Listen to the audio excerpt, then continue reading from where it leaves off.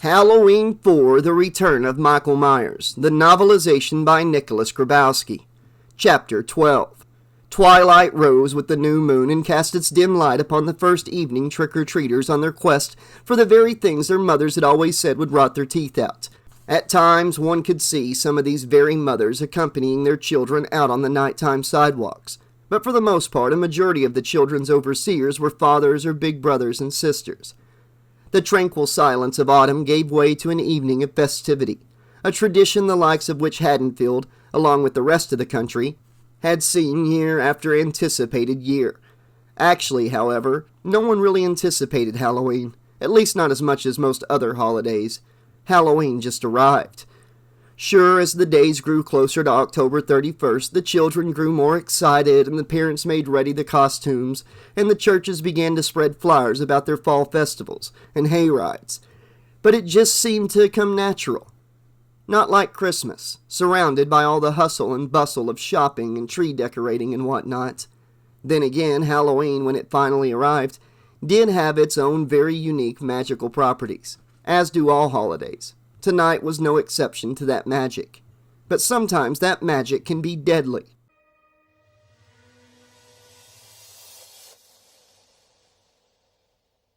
He was watching. He was watching those children. Watching as they strode from house to house with their plastic bags or paper bags or plastic jack-o'-lanterns. He saw how protecting their guardians were, their mothers or fathers, friends or relatives, making sure they got their kids back from each stop, keeping them all out of trouble. They did not see him. He stood perfectly still, like the Carruthers willow tree beside him. If anyone did see him, they must have paid no attention to him. It was Halloween, and strange sights or absurdities were overlooked tonight. Besides, how absurd can a simple man in a mask standing beside a tree be? But standing within the shadows as he was, one terrible aspect was certain.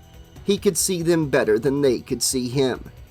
He was no longer beneath the willow. He reappeared now beside the Carruthers' kitchen window, gazing inside, upon the teenage girl clearing a table full of the evening's dinner dishes. And there was the little girl. She was helping the older one by stacking the rinsed plates inside the dishwasher. Darlene and Richard entered the kitchen, and Rachel was the first one to see them garbed in their party outfits. They looked splendid, Rachel thought. Dad in his tux and Mom in her pink and white ruffled frou-frou dress. They appeared elegant together, and by the look in Jamie's eyes as she turned also, she agreed. Now to Rachel, they would look even more elegant out the door. "All right," Darlene told them both. "We're leaving. How do we look?" "Elegant," Rachel said. "You guys always look great." "We'll be at the Fallbrooks," her mother told her. "The number is next to the phone." Rachel hated this part of babysitting, the beginning lecture. "I know. Next to that is the police, hospital, fire, and probably the National Guard." The last of the dishes within the dishwasher, Jamie accompanied her foster family to the front door, and Mr. and Mrs. Carruthers exchanged her kisses. Then she darted up the staircase to where a clown costume was waiting for her in her bedroom. "Have a good time tonight, you two," Richard told them as Jamie disappeared. Then to Rachel, "Make sure Jamie's in bed by 9:30, no later." Rachel was indeed right. They do look more elegant out the door. "You're going to be late. You don't want to blow your promotion." "Don't make fun," Darlene said back. "Tonight is the difference between vacations in Bermuda and another 2 weeks visiting your grandmother in Cleveland." "Okay, so hurry up," said Rachel. And that is what her parents did. Rachel then closed the front door and automatically went for the living room telephone. Upstairs, Jamie busily brushed her teeth as she always had done every evening after dinner. Within her bedroom, down the hall past the master bedroom, Sunday moved cautiously toward the shadows beyond the open window. Suddenly, he sensed something, and he backed up towards the open door. There was something there, a presence. A low growl swelled within his throat. Something was in Jamie's room. But when Jamie entered and flicked on the light switch, the light flooded over dozens of dolls and nothing else. Jamie thought the clown costume looked great on her, that it looked fantastic just like she knew it would. She gazed at it admiringly in the full-length mirror. Downstairs, Rachel's voice echoed through the living room as she sat on the couch cross-legged, preoccupied with the extremely urgent business she needed to take care of over the telephone. "Is Brady there?" She spoke casually but hopefully. "Has he come home from work yet? Okay, well, when he does, tell him to drop by about 8. I'll be home by then, okay? This is Rachel. Okay, bye." Then, upon setting the receiver down upon its cradle, Rachel called out, "Come on, Jamie, let's go. You're gonna miss all the good candy."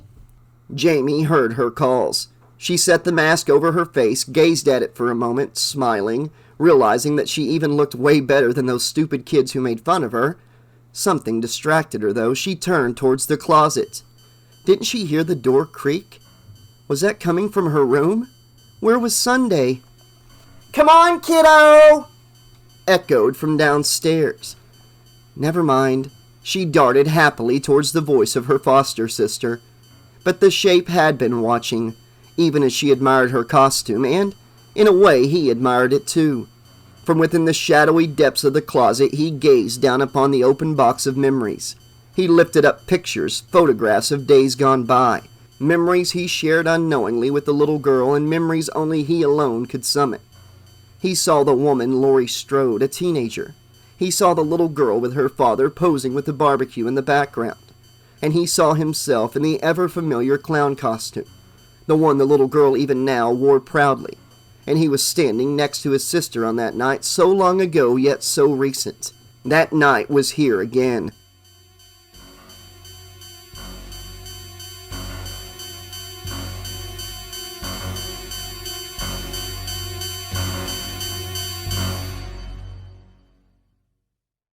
Downstairs, Rachel was checking the stove burners in the kitchen. She grabbed her jacket on the rack near the front door and checked her pockets for the house keys. Finally satisfied, she turned to Jamie, who was just then coming down the stairway. "I thought you were ready," Jamie said, observing Rachel slipping into her jacket and returning to the kitchen to turn off the lights. "I'm ready," she replied. "I'm ready. Okay, let's go." The shape at the top of the stairs watched silently, silent with the exception of the ragged breathing which seemed to reverberate through the darkness surrounding it, as the two girls disappeared out the door. Back within the depths of the closet, the dog's low growls were forever stifled. It now lay in a bloody heap, its neck broken and its head hanging loosely over blood-stained rag dolls, silent, unmoving, its unseeing eyes gazing out into the horror it last beheld, forever gazing.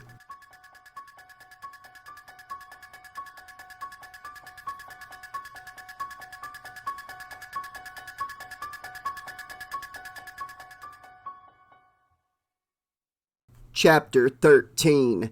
Jack Sayer brought Sam Loomis all the way into Haddonfield, right up to the parking lot of the police station.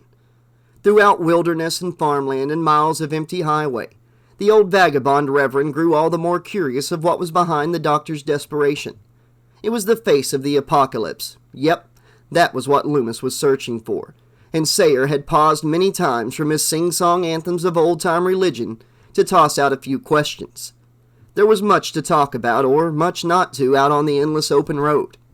The doctor's answers were generally evasive, despite the near-empty corn whiskey bottle which remained in his hand. A sign of a good pilgrim was being a good drinker. Loomis was a good pilgrim. Sayer had plucked a new bottle from behind his seat after having discarded the other he'd been working on, and Loomis often wondered if he would make it to Haddonfield in one piece after all. Still, Loomis was grateful for the ride. His manners clearly revealed it. He had no intention of drinking as much as he did, but his mind remained clear and focused, and his desperation was even more heightened to reach the town in time. His mannerisms revealed that too. By the time they arrived in Haddonfield, Sayer had already made up his mind about a few things. He was searching for the same demon, the face of the apocalypse, just as fervently as Loomis was, and he could tell it was the doctor's destiny to find it. He could see it in his eyes. Sayer turned his pickup from the main road and pulled it into the police station parking lot, swerving into rocky asphalt and U-turning to face the driveway exit. Loomis got out, turned to face him, placed the whiskey bottle upon the seat. "I can't thank you enough for your kindness," he said. "Good luck with yourself, my friend." "Send that unrighteous devil spawn to hell," the Reverend told him. "If only I could accomplish that," Loomis replied and shut the door. Sayer looked up and into his rearview mirror, watched as the doctor hurried away past a couple of parked sheriff's vehicles and towards the station. "Godspeed, Pilgrim," he said to the reflection. Then he gazed about, studying his surroundings. A library shared the police station's parking lot, beyond rows of hibiscus bushes. Down the street and in the direction he'd come from was a series of houses and a small storage building. Up the street were more houses. Directly across from him was a homey little Presbyterian church, its steeple piercing the darkening sky like a lance. Sayer took another swig of whiskey, capped it, set it down at his side. He pulled his pickup onto the street and crossed over onto the vacant side lot of the church. He maneuvered the vehicle around to the church building's rear, his tires kicking up pebbles and dust. He looked around for signs of life. No one was around. "Praise the Lord," he mouthed, and found a nice spot on the other side of a garbage dumpster with a perfectly hidden view of the police station's front door. He parked, switched off his engine, and he waited. Perhaps it would be a long wait, but to face the apocalypse, challenge it, defeat it, the wait would be worth it. Loomis would lead him to it, and besides, there was plenty of whiskey to tide him over until then.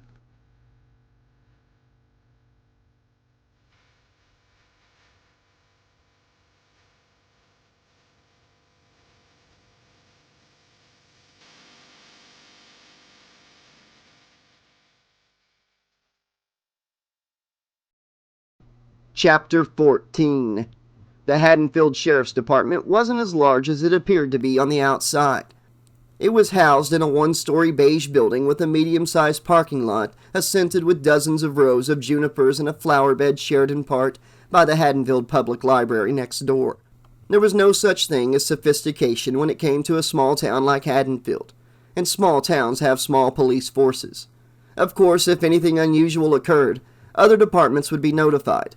Firstly, the state police. But nothing unusual ever happened, for the most part. The inside of the building was as bland as the outside, displaying such average sights as a copy machine, which was out of order for the time being, the employees having to go to the library next door for their copies, bulletin boards, a gun rack situated near the back wall, a water cooler expecting a refill, desks and phones, and a dartboard near the back between the time clock and the single restroom. To complete the atmosphere, there was a threesome of deputies behind the desks, one of which was conversing with his wife over the telephone. Something about a hamster and a liquid cleanser, and how a girl named Marcia should be spanked.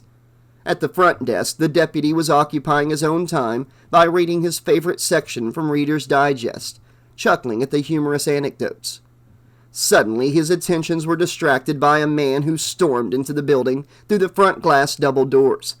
The fellow appeared to be quite flustered, seriously determined, and immediately the deputy knew that this was definitely going to be one of those nights.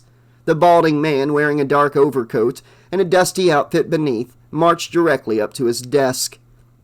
"I need to see Sheriff Brackett," Dr. Loomis demanded. The deputy set the open magazine face down on the green blotter before him, leaned back casually in his seat, and gave a hearty laugh. Of course this guy couldn't be serious. He then told the man, "Then you need to travel about 3,000 miles south of here." Loomis was suddenly confused. "What?" "Brackett retired in 81, the deputy informed him. "Up and moves to St. Petersburg. We get a postcard every Christmas." "Well, who the hell is the new sheriff?" "I am," spoke another voice. "Ben Meeker." The doctor's gaze shot beyond the deputy and saw a husky, solid 200-pound sheriff standing to the man's left. He had inquisitive yet hardened brown eyes and a brown crew cut, and by the look of his height and stature, he appeared to be over 6 feet tall. If people were cartoon animals, this man would have been a grizzly bear. The doctor wasted no time. "Sheriff Meeker, my name's—" "Loomis," Meeker finished for him. His voice was deep and commanding. "Folks round here aren't likely to forget your face. At least not cops. What the hell brings you back here after 10 years? He sounded resentful, but there was something within his tone that the doctor detected as weariness. "Michael Myers," he told him.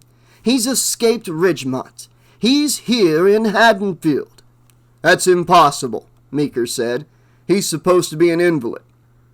But there was this seriousness in his eyes. "He's here, Sheriff." Meeker was the kind of sheriff who was known for possessing a very deep sense of humor. Deep, meaning that in order to be able to find it, you would have to dig deep into his personality. He took his job seriously, and even when the situation seemed too absurd to be true, he faithfully investigated. Or he would send some deputy to do it for him. And the deputy would curse to himself for finding a dead gopher in the middle of the road instead of a dead baby, or an old man who insisted he saw the Buddha staring at him from outside his bathroom window, like 2 weeks ago. "Why would he be here?" he questioned. Loomis told him sternly. "The car crash that killed Laurie Strode and her husband. It left an orphan in Haddonfield." The sheriff was plainly surprised. "Jamie Lloyd?" "Yes. Wherever that child is, she's in danger." Meeker was still inquisitive, his interest up. "Myers been locked up since before she was born. He's never laid eyes on her." "7 bodies, Sheriff," Loomis declared. "That's what I've seen between here and Ridgemont. A filling station in flames. Michael Myers is here in this town right now. He's come to kill that child and whoever else stands in his way." Meeker's lips drew thin. His eyes were hardened and pensive. He was contemplating. Then he turned to the deputy with the Reader's Digest. "Call the state troopers and check this story." He turned to Loomis. "All right, let's assume for a minute that what you say is true." "It is true, Sheriff," he insisted as the deputy obeyed and began to dial. The sheriff continued. "Fine. If it's true, then I want to know what the hell we can do to avoid a repeat of 10 years ago." "We have to find the little girl," Loomis instructed.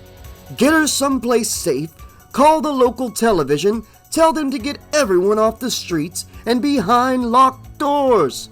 The deputy turned from the phone. "I can't get long distance, Sheriff. Operator says the phone lines are down." This was cause enough for the sheriff to move. His tremendous build swerved around the convocation of desks until he came to the shotgun rack. He went immediately for a 12-gauge Ithaca pump and pulled it down. He knew his profession well. Everything was automatic, flowing like clockwork as he loaded shells and pocketed anything remaining. Then he turned to Dr. Loomis, striding back toward the front desk. "Coming?" "Not until I see your man make that call." The deputy began to dial at the sheriff's command, and satisfied, Loomis turned back to Meeker. "All right," the sheriff told him. "Let's go check on that girl." As they started for the front double doors, they could hear the first few sentences of the deputy as he spoke into the receiver. "Yeah, sheriff's office calling for Bill Miller. Bill? Deputy Pierce, we got an emergency situation here. We need everybody off the streets, pronto."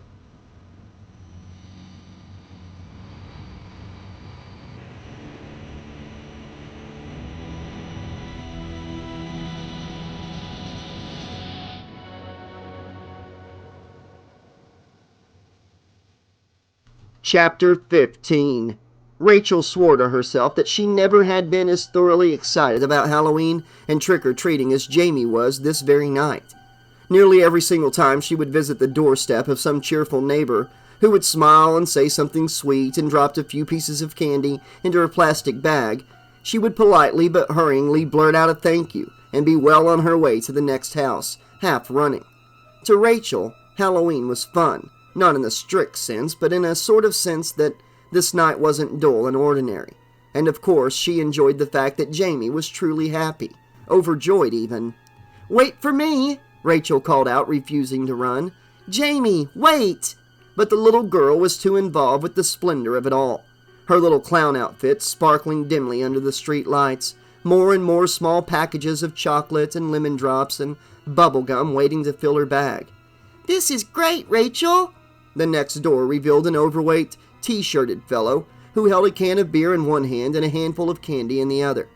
Alcohol undoubtedly blending his thoughts into a jelly of drowsiness, he nearly plopped the half-empty can into her sack before catching his actions and withdrawing, chuckling to himself. Jamie joined in the laughter and frolicked merrily away. "Cute kid," the man remarked to no one, and he closed the screen door. The next house, this time it was a gray-haired elderly woman who greeted her, an orange robe covering a pink nightgown. She appeared to be delighted before the little girl, and perhaps this was the reason her handful of candy was the most generous thus far. "Trick or treat," Jamie said, at the same time the lady held out the candy. "My," the woman said, "what a cheery little clown. Look what I've got for you."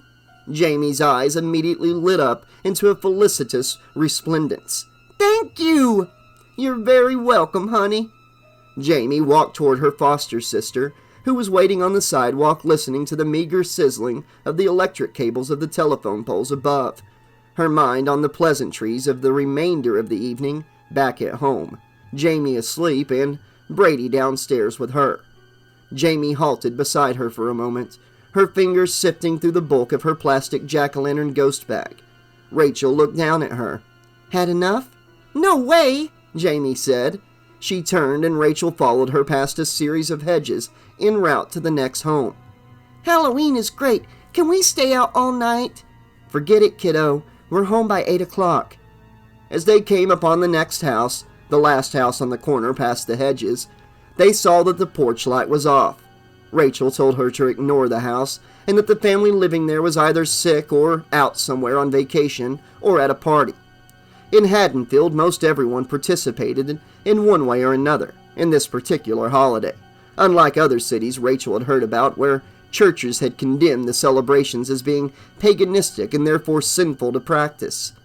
All Rachel knew was that tonight, in the world of the contemporary, all of the parties and bobbing for apples and putting on costumes and going door to door was as innocent as a newborn baby.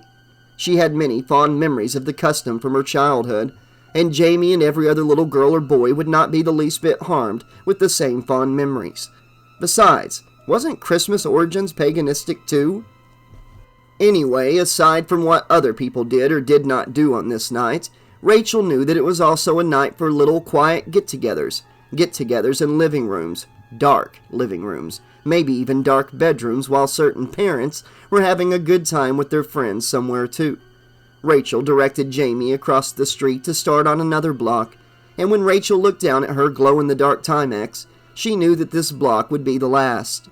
As they arrived at the other side, they came across a small group of children who appeared to be around Jamie's age, wearing brightly colored clown suits with awkward-looking shoes and ghost-white sheets, and there was even a kid with a huge plastic buffalo head, which forced him to hang his bag of candy by a string around his neck in better effort to hold up the monstrosity.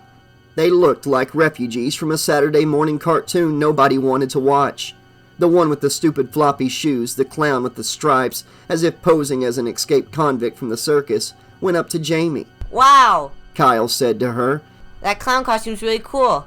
Jamie didn't know what to say. She was fearful the first instant, but the fear soon evolved into a certain delightful surprise. "Thanks." "I'm sorry about today. I didn't mean it," the boy said sincerely. She was stunned. "Really?" She knew it. It was the clown suit. It was a miracle suit. "Yeah," Kyle admitted. "I was sort of a jerk. Hey, you want to go with us?" Jamie joined the kids, Rachel exhaling arduously, trudging along behind. They walked down the sidewalk and up the cobblestone path to the next house. Rachel waited at the sidewalk again as she watched the kids scramble up to the porch. The kid in the flimsy clown outfit, the boy, rang the doorbell. The front door swung open. "Trick or treat," Kyle said, holding out his bag, the other children echoing at his sides. Kelly stood within the doorway before the parade of candy moochers, and she smiled as she grabbed a fistful of candy from a table just within the entrance. She was wearing absolutely nothing save for an oversized t-shirt with bold black letters on the front reading, "Cops do it by the book." From Rachel's point of view, she appeared ludicrous standing there before children in that attire. At first, Kelly did not see the other girl gazing in. Then she did. Their eyes locked for a moment. Rachel noticed something etched across Kelly's face, something like an overwhelming shock or guilt. "Rachel?" she exclaimed. Then Rachel saw movement behind her. Curious, she advanced across the cobblestones. The moment she drew close enough to behold what it was she was seeing, she halted. At first, she thought she was mistaken. It didn't take too long for her to realize that she was not. It was Brady. Holy shit, it was Brady. She was simply having one hell of a time believing it. That bastard, he was there, lounging around on the sofa inside, in the living room, his shirt unbuttoned, a beer in his hand. The moment he saw her, the moment the realization absorbed through his consciousness, he bolted to his feet. Kelly was going about her own business with the children as if nothing else interesting was happening. "Rachel!" Brady was yelling as the trick-or-treaters went their way to the next household. Rachel turned, her face flushed with mixed anger, disappointment, and hurt. Brady continued to call out, running for the door. "Rachel! Wait a minute! Give me a chance to explain!" Frantically, he sprinted past Kelly, who was gazing on in amusement, and caught Rachel at the sidewalk, grabbing her forearm desperately. She could not meet his gaze. Instead, she turned from him, her eyes somewhere upon the darkened street. Softly, she replied back, "You don't owe me anything, Brady. No explanations necessary." Contemptuous, she pulled her arm free, only for Brady to regain his grip. It was even tighter this time, and she winced, trying unsuccessfully to pull away. "Listen," the bastard was saying. "You blew off our date at the last minute. So you hop on the next best thing?" she yelled. "I thought you were different from the other guys." "I am different," he pleaded. "I was just pissed off, that's all." "Oh, really? Well, I'll just let Little Miss Hot Pants get back to nursing your bruised ego." Finally, Rachel managed to break free and walk away, leaving Brady standing there watching her as she went. "Rachel!" "Brady!" called another voice, a female voice emanating from the house. It was sensual, beckoning. It was Kelly. "Are you coming?" Brady looked back at the figure in the doorway. She was standing there longing for him, silhouetted under the porch light, the outline of her figure visible beneath the thin t-shirt. Rachel half-trotted down the center of the empty street under the few scattered lampposts. The encounter with Brady had made her lose track of Jamie, and now Jamie and her little band of midgets had vanished. There was absolutely no sign of them anywhere. In fact, there was absolutely no sign of anyone for that matter. It was as if her very presence had summoned all the citizens of the town into their homes. At first, this absence didn't faze her. The bastard ex-boyfriend of hers rattled her brains to such an extent that they were like a puzzle that some little kid came across and tore apart, flinging the black and white pieces into the air. In order for her to think soundly again, the pieces had to be regained. Rachel had to face the possibility that some of those pieces may be forever lost. And it was all because of the little kid symbolized as Brady. Yes, her life was black and white. She felt that nobody ever had their life totally together and figured out. But at least she knew the puzzle fit. Now it may not ever fit again. She knew she was a typical young 17-year-old girl. Once her school counselor had a talk with her about her class schedule. One of the teachers suggested she belonged in a higher English class, and one thing led to another, and it was this counselor who told her that she appeared to understand about herself more than was usual for someone her age. But later she realized that he might have been right. She had a sort of phobia that she kept to herself, a phobia about presenting herself as being too egotistical, talking about herself too much, and so whenever she saw a problem in a friend she thought she could help, she would most likely say nothing. Of course there were exceptions, but she didn't want to be a Miss Know-It-All. Who knows? Maybe she'd be a counselor herself when she got older. But this was all complicated, an overwhelming, often unbearable botchery of living, and explaining the whole thing proved to be even more frustrating and confusing. All she could think of was the puzzle, the missing pieces, and Brady. But she'd rather not think about him, that bastard.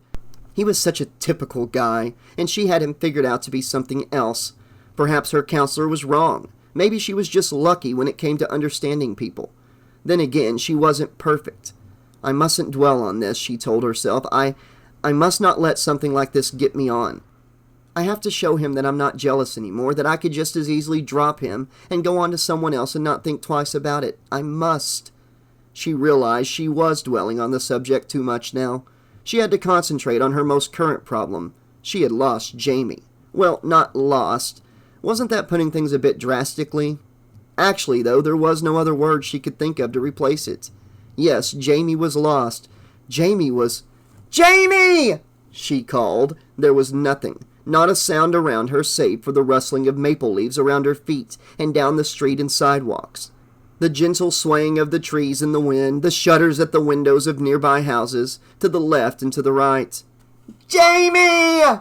she said louder. Still, there was no sign of life in the streets. "Just great," Rachel grumbled to herself. "Just wonderful, Rach. First you lose your boyfriend, then you lose your sister." She could not seem to be able to get over the fact that there was absolutely no one around, where once there were dozens of clusters of trick-or-treaters and open screen doors. True, the porch lights of many of the houses were still on, but was Halloween over with? She checked her watch. Suddenly, she thought she heard something almost behind her and to the right. She recognized it as a sort of loud, echoing, crackling sound like that of what did it sound like? A twig? It was the sound of a twig snapping amidst the rustling of the leaves. She turned towards the sound. There, a half of a block away, hovering in the darkness beneath the phantom-like blackness of a tree alongside a parked car, was a face. It was a white face, suspended there, and as close as Rachel dared squint her eyes to see, she could not visually detect the presence of a connecting body. The shadowy white face just hung, floated there, like the cabalistic configuration of a mime wearing nothing but black, save for a painted-on face. But this face did not seem to possess any specific features. Of course, she was too far from the figure to tell, but it appeared as if whatever it was she was gazing at had no eyes. But the glimpse was momentary, and within the next second the whiteness was gone, having suddenly withdrawn into the obscurity of the night.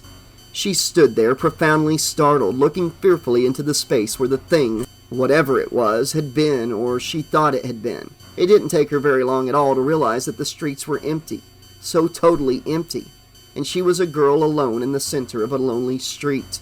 Slowly, she drew in a breath and managed to call out, attempting to show no signs of fear. "Who's there?" But there was only the forlorn answer of the wind rustling against hedges, and of the leaves.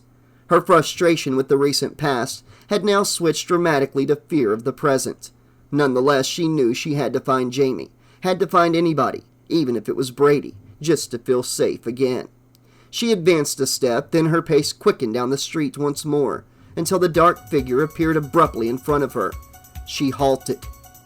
She could see now that there was a body attached to it, a body of extensive proportion, a man's body, and she could see that he was garbed in a ragged mechanic's coveralls that appeared not to fit him properly. He remained there at the end of the block, a tall, unmoving figure, standing as if engaged with Rachel in an old-fashioned showdown she'd see in the old westerns on television. But unlike those old westerns, she felt an overwhelming surge of terror and panic. For another lingering moment, neither Rachel nor the shadow figure moved. They simply stood there, eyes staring into hollow eyes. Then Rachel ran. She darted to her left, hurrying across a nearby lawn like a frightened animal, vanishing between two dark houses. It was only after she leaped over an old wooden fence, ran through a backyard and into the next street, when she finally managed to conjure up an urgent cry. It was then when she realized there were a few lingering groups of trick-or-treaters still making their rounds from house to house. 13, 14, and 15 of Halloween 4, The Return of Michael Myers, Ultimate Edition, by Nicholas Grabowsky. As I've been stating since I've been narrating this, I really am enjoying his writing style. He is kind of telling it spot for spot from the movie, but he's given us just enough insight into the characters, just enough insight into Michael Myers' headspace as he's watching and stuff to make it so creepy, and just a really good read so far. I mean, his imagery, the way he writes these scenes out, the whole thing with Loomis and Sayer, Sayer staying in town to see what Loomis leads him into, the face of the apocalypse. I really love that story there, I really do. And Loomis going and meeting Meeker, the new town sheriff. Seems like he's got this sheriff on board a little bit quicker than the last one, so, obviously the town's starting to learn their lessons from past mistakes, which is definitely a step in the right direction. The subplot with Rachel and Brady and Kelly, Brady seems like one guy earlier in the story, and now he just seems like a total shithead. We know that subplot still has a lot more to go before the story's over, but if I was reading this for the first time or had never seen the movie, I would be questioning that character completely, why it did like a complete 180, from earlier in the story. But the terror of Rachel having her foster sister out trick-or-treating, and then her foster sister disappears. And not only that, but this guy is like stalking Rachel from under a tree. All she sees is his head floating pretty much like a white mask, so bright she don't see the rest of the guy. And then she sees him on the street ahead of her. Rugged coveralls and just standing there staring at her. Her headspace had to go to what, Jamie had been telling her about the Nightmare Man, Uncle Boogeyman, all that. And, yeah, so I can definitely feel the terror. He's written that very well. And I hope the music and stuff has helped get that across, too, of what she's feeling right now. Like, I just picture the world spinning around her. She's just turning in circles. Jamie! Jamie! I do want to say, the voice of Kyle tonight was played by my son, Anthony. And here he is, my son Anthony. Say hello to my subscribers. Hello, subscribers. This isn't his first time voicing a character. He voiced a couple of the boys in Jason Lives, the little... You always play a butthead, you know that? At least tonight your character got a little bit of redemption. He was mean earlier in the book, and you were nice tonight, right? Yeah. Yeah. See, he's being modest, but I think he did really good for sounding younger than he is. He's 13. Let's hear your real voice right now. I am doing my real voice. Okay, now do the Kyle voice where he says, trick or treat. Was it this one? Or was it this one? He was like, trick or treat. Trick or treat. Yeah, so you do good, man. Yeah. All right. Love you, son. So yeah, that was my boy Anthony who did the voice tonight of Kyle. All in all, this was a fun upload. 4 great chapters, in my opinion. And I'll be back very soon with more of Halloween 4. Hope you're enjoying the book so far. Let me know in the comment section below. Be sure to click the bell so you always know when there's new uploads brewing in the 80s Slasher Library. If you haven't done so already, subscribe. Check out the Facebook group, the Twitter, the Reddit. You'll have a lot of fun there. And until next time, this has been your friendly neighborhood 80s Slasher Librarian saying, thanks for listening. Pleasant dreams. And I'll see you real soon.